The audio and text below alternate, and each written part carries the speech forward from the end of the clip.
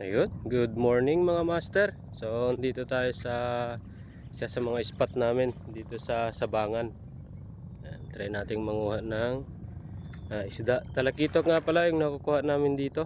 So, pakita ko sa inyo. Ayan. So, gamit natin Narad Zizer Grandmaster 8 feet tsaka Zizer na Tenghe 3000 series. Line natin Zizer Overcast na 15 pounds tsaka Chorinoya na 10 grams. Spot natin. So sana makakuha. Fish on mga master. So update ko kayo mamaya. Ayun, update tayo mga master. So may nahuli na tayo doon, mga dalawang nakatuhog doon. Dalawang maliliit na talakitok. Tingnan nyo to. Kakahuli ko lang. Boom! Ang laki. Kanuping. Ang laki mga master. Oh.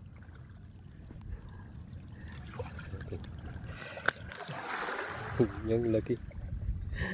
And thank you Lord. Fish on.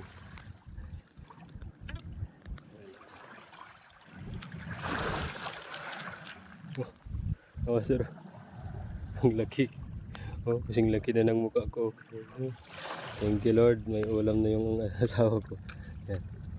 Ayan, tuwi na tayo mga master. So update. Ito yung nahuli natin.